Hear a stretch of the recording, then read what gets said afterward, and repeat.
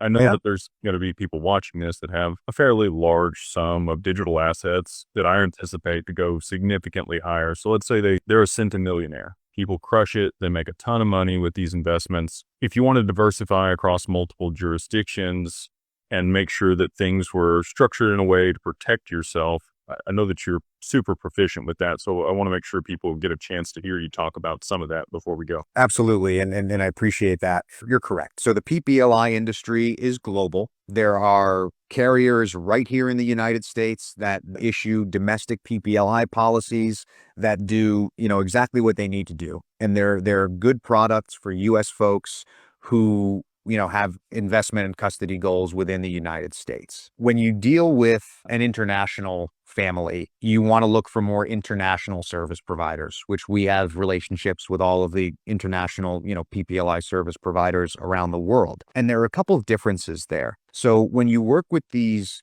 offshore groups, one of the things you'll see is you get opportunities for international custody and management. So as I mentioned before, with the investor control rule, the client is not holding or directing these assets. Somebody else is. So that could be somebody right here in the States, like Digital Ascension Group, but maybe you've already given, you guys are already managing a big portion of crypto, and there's another pocket of this person's wealth that they might like in Switzerland or somewhere else in Europe. When you deal with an offshore PPLI provider, those types of services can often come available to you. So whether you're a US person with some international family, or you want to leave, or you're a non-US person, these carriers can work with folks all around the world. And the same applies to, a trust company that might create a trust to own the PPLI.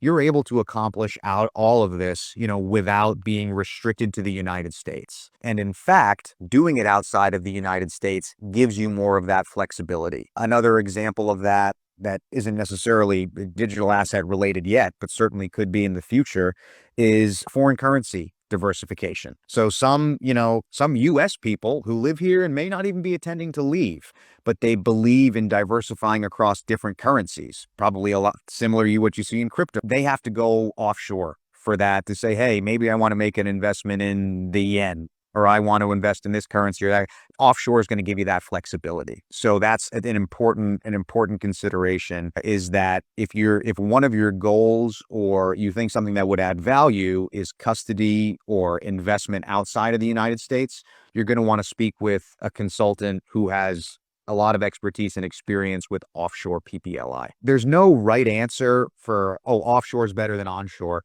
That's not the way it works. They serve different goals.